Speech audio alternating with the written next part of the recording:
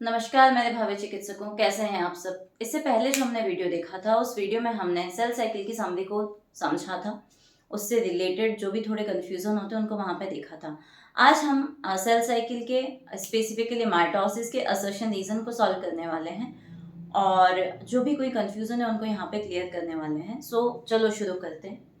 देखिए, फर्स्ट जो क्वेश्चन है उसमें असर्शन में लिखा हुआ है mitosis maintain genetic similarity of the somatic cell. Mitosis जो है सोमैटिक सेल की जेनेटिक सिमिलैरिटी को मेंटेन करता है। इसका क्या मतलब है? आपको पता है सोमैटिक सेल माइटोसिस करते हैं। माइटोसिस करते मींस माइटोसिस में नंबर ऑफ आपका जो क्रोमोसोम है वो मेंटेन रहता है। नंबर ऑफ क्रोमोसोम मेंटेन रहता है, साथ के साथ हमें ये भी पता है कि जो क्रोमोसोम का स्ट्रक्चर है, जो क्रोमोसोम की सेगमेंट है, जीन लेवल पे सेल के अंदर क्रोमोसोम के अंदर कोई चेंजेस नहीं आते। तो पहली बात तो सही होगी कि mitosis maintain genetic similarity of the somatic cell on the like हमको कहना चाहिए कि स्ट्रक्चर के और जीन के बेसिस पे, प्लस हमने कहा नंबर ऑफ क्रोमोसोम भी चेंज नहीं होता। दूसरी बात यहाँ पे लिखा है chromosomes do not undergo crossing over. हमने बोला कि क्रोमोसोम माइटोसिस के अंदर, क्योंकि माइटोसिस की बात चल रही तो इसीलिए हम कह रहे हैं नेक्स्ट स्टेटमेंट में chromosome do not undergo crossing over, कि माइटोसिस में जो है क्रॉसिंग ओवर नहीं होता। इसलिए क्या मैं बिकॉज लगा के इसको सॉल्व करूं तो ये बात सामने आ रही है कि सोमैटिक सेल्स जो हैं वो जेनेटिक सिमिलैरिटी इसलिए मेंटेन कर पा रही हैं कि उनका क्रोमोसोम और जीन इसलिए नहीं बदलता क्योंकि आपका माइटोसिस में क्रॉसिंग ओवर नहीं होता। क्योंकि माइटोसिस में क्रॉसिंग ओवर नहीं होता इसलिए हमको कहना चाहिए कि जेनेटिक लेवल पे वहां पे कोई चेंजेस नहीं आते, और जेनेटिक लेवल पे कोई चेंजेस नहीं आते इसलिए आपने कहा कि mitosis is responsible for the genetic similarity because crossing over is absent during the mitosis. So assertion is right, reason is right, and reason is also explaining the assertion. That's why answer should be 1. ठीक है, अब next question की तरफ चलते हैं। Next question में क्या mention है? Endoplasmic reticulum form nuclear envelope. ये तो अच्छी बात है, हमको पता है जब हम न्यूक्लियस की स्टडी करते हैं तो हम वहां पे ये देखते हैं कि न्यूक्लियस का जो आउटर मेम्ब्रेन है उसके ऊपर राइबोसोम प्रेजेंट होते हैं, और वो कहीं ना कहीं जो न्यूक्लियर मेम्ब्रेन का फॉर्मेशन हुआ है वो किससे हुआ है? आपका एंडोप्लाज्मिक रेटिकुलम से ही हुआ है। तो स्टेटमेंट 1 इज राइट।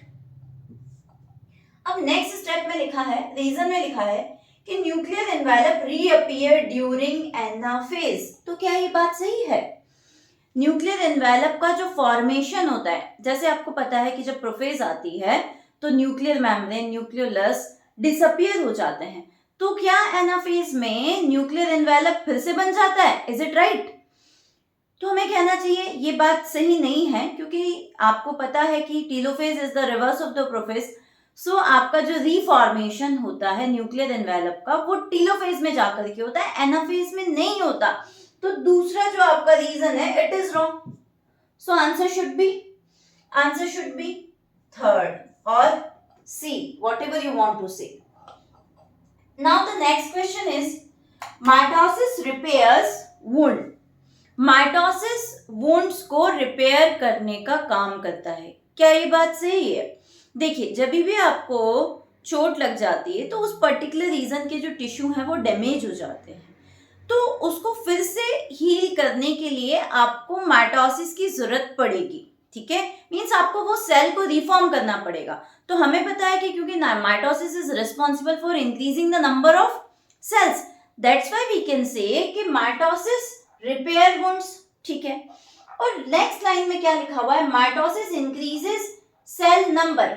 अब अगर सेल का आपने नंबर नहीं बढ़ाया तो जो टिश्यू और सेल्स वहां से डिजनरेट हुई है, जो वियरिंग और टेयरिंग हुई है, उसको रिफॉर्म करने के लिए या उसे मेंटेन करने के लिए हमको क्या जरूरत पड़ेगी? हमें वहां पे माइटोसिस कराने की जरूरत पड़ेगी। तो ये तो बात पक्की है कि माइटोसिस रिपेयर करता है उनको, पर क्यों कर पाता है? बिकॉज माइटोसिस की वजह से नंबर ऑफ सेल्स बढ़ते हैं, और नंबर ऑफ सेल्स जो आप बढ़ा दोगे तो जिन सेल का डैमेज हुआ है, जो टिश्यू वहां पर डैमेज हुए हैं, उनको आपने क्या कर लिया? उनको आपने रिस्टोर कर लिया। दैट्स व्हाई आपका रिपेयर वुंड वाली बात भी सही है, इंक्रीज कर रहा है नंबर को, ये भी बात सही है। तो माइटोसिस रिपेयर कर रहा है वुंड को। क्यों? क्योंकि जो सेल का नंबर कम हो गया, जो सेल डैमेज होकर के कम हो चुकी थी, उनको फिर से बना पा रहा है। दैट्स व्हाई हमने कहा increases cell number. So that's why हम कह रहे हैं इंक्रीजेस सेल नंबर। और ये रीजन जो है असर्शन को प्रॉपर एक्सप्लेन कर रहा है। So answer should be 1। अब चलते हैं क्वेश्चन नंबर 4 की तरफ। क्वेश्चन नंबर 4 में क्या लिखा हुआ है? Cell division is a progressive process. बिल्कुल सेल डिवीजन एक प्रोग्रेसिव प्रोसेस है या नहीं? बिल्कुल होना ही चाहिए, क्योंकि आप जब भी एक सेल से नया सेल बन रहा है, ठीक है, जब भी आप डेवलपमेंट की बात करते हैं तो दो तरह का डेवलपमेंट होता है, एक तो प्रोग्रेसिव और एक रेट्रोग्रेसिव। रेट्रोग्रेसिव वो होता है जिसमें चीजें जो होती हैं वो क्या होती जाती हैं, मतलब खत्म होती जा रही है, मतलब वो चीजें कम हो रही हैं। जैसे कि हमने बोला कि फ्रॉग के अंदर टेल का रिमूव हो जाना, वो उसका प्रोग्रेसिव डेवलपमेंट नहीं है, वो उसका रेट्रोग्रेसिव डेवलपमेंट। तो ऐसे यहाँ पे मैंने कहा कि cell division is a progressive process. Why so? Because cell से आप जब सेल डिवीजन होता है तो आप नंबर ऑफ सेल बढ़ा रहे हो ना। नेक्स्ट स्टेप में क्या लिखा है? इन कैरियोकाइनेसिस, रीजन में क्या लिखा हुआ है? तो सेल डिवीजन प्रोग्रेसिव प्रोसेस है, फाइन। बाकी नेक्स्ट रीजन इसका क्या है वो देखते हैं। In karyokinesis of the cell division, where clear-cut lines can be drawn between various stages, कि सेल डिवीजन एक ऐसा प्रोसेस है, उसके कैरियोकाइनेसिस वाले स्टेप में हम जो भी स्टेजेस होती है like prophase, metaphase, anaphase, telophase, उनमें हम क्लियर कट लाइन बना सकते हैं। Is it right? तो देखिए, जब आप ये कहेंगे कि प्रोफेज होता है, मेटाफेज होता है, एनाफेज होता है, टेलोफेज होता है, हाँ ठीक है, ये स्टेप्स होती हैं, पर हमने एनसीईआरटी खुद ये बात कहती है कि प्रोफेज, मेटाफेज, एनाफेज, टेलोफेज जो स्टेजेस हैं, इनमें जो प्रोसेस हो रहे हैं वो प्रोसेस एक के बाद एक होंगे, वो प्रोग्रेसिव प्रोसेस है। बट थिंग इज दैट ये स्टेजेस में हमने उसे अपनी कन्वीनियंस के अकॉर्डिंग रखा है। एक्चुअली प्रोसेस इसी सीक्वेंस में चलता है, बट वो जो प्रोसेस है उनके बीच में आप क्लियर कट डिवीजन नहीं कर सकते। यू कांट से कि भैया 1 मिनट तक ये चल रहा है, फिर ये चलेगा, फिर ये चलेगा, ऐसा नहीं कह सकते। तो क्लियर कट लाइन वहां पे मेंशन नहीं है, बिकॉज सब कुछ बहुत फास्ट हो रहा है। जैसा कि हमने पढ़ा है कि सेल डिवीजन में 96% या फिर मैं ये कह सकती हूँ कि 24 आवर्स अगर सेल साइकिल के हैं तो 23 आवर्स अकेले इंटरफेस में खत्म हो जाते हैं। तो 1 आवर में जो प्रोसेस हो रहा है वो बड़ा फास्ट हो रहा है, तो आप वहां पे क्लियर कट लाइन फॉर्म नहीं कर सकते। So assertion is right, progressive process है, फाइन। बट यहाँ पे जो क्लियर कट लाइन है वो नहीं बनाई जा सकती। क्यों नहीं बनाई जा सकती? एनसीईआरटी कह रही है हमने अपनी कन्वीनियंस के लिए बनाया है, और इसलिए नहीं बनाया जा सकता। मेरे जितना हम इसको क्लियरली देख पाते हैं स्टेजेस में, जब हम स्टडी करते हैं, तो एक्चुअल में जब ये प्रोसेस होता है तो ये बड़ा फास्ट होता है, एक के बाद प्रोसेस होता है। आप फाइन लाइन इनके बीच में क्रिएट नहीं कर सकते। सो असर्शन राइट है, but reason is not correct explanation, और तो इट इज मतलब स्टेटमेंट ही गलत हो गया। Clear line, clear cut line can be drawn, नहीं, can not be drawn between various stages. ठीक है, so answer should be C और थर्ड। ठीक है, next question. In some organism multi nucleated condition is found. ऐसा होता है क्या? कुछ ऑर्गेनिज्म ऐसे होते हैं जिनमें मल्टी न्यूक्लिएटेड कंडीशन होती है। कुछ ऑर्गेनिज्म ना कह के हम ऐसा कह सकते हैं कि कुछ ऑर्गेनिज्म की कुछ सेल्स में मल्टी न्यूक्लिएटेड कंडीशन मिलती है, जैसे कि हमारी स्केलेटन मसल में मल्टी न्यूक्लिएटेड कंडीशन मिलती है। और भी बहुत सारे ऐसे एग्जाम्पल्स हैं, जैसे एनसीईआरटी ने मल्टी न्यूक्लिएटेड कंडीशन का जो एग्जाम्पल लिया है वो कोकोनट का लिया है। तो मल्टी न्यूक्लिएटेड कंडीशन तो मिलती है कुछ ऑर्गेनिज्म में, वेदर इट इज प्लांट और एनिमल, आपको मल्टी न्यूक्लिएटेड कंडीशन कुछ ऑर्गेनिजम्स में देखने को मिल सकती है। तो ये बात तो सही हो गई आपकी। अब ये होता क्यों है? तो karyokinesis is not followed by cytokinesis.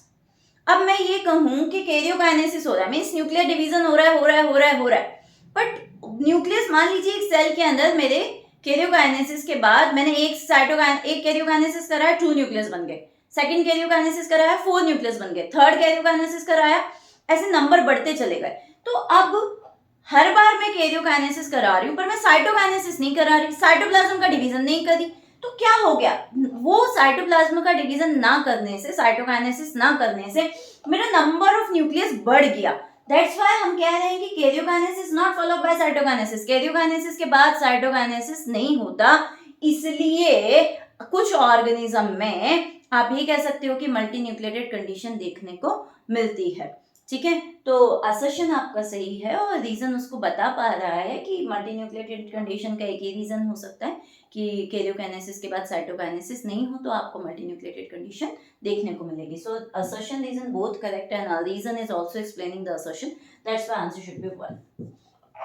I hope मेरे भावी चिकित्सकों आपको मेरी बात समझ में आई होगी और ये क्वेश्चंस आप सॉल्व कर पाए होंगे। फिर भी आपको कोई डाउट है तो बिल्कुल मुझे अपने कमेंट सेक्शन में बताएं, मुझे मैसेज करके बताएं। और जिन भी टॉपिक्स पे आपको डाउट है या जो भी टॉपिक आप पढ़ना चाहते हैं मुझे कमेंट सेक्शन में मैसेज करें। So wish you all the best and thank you so much for watching me.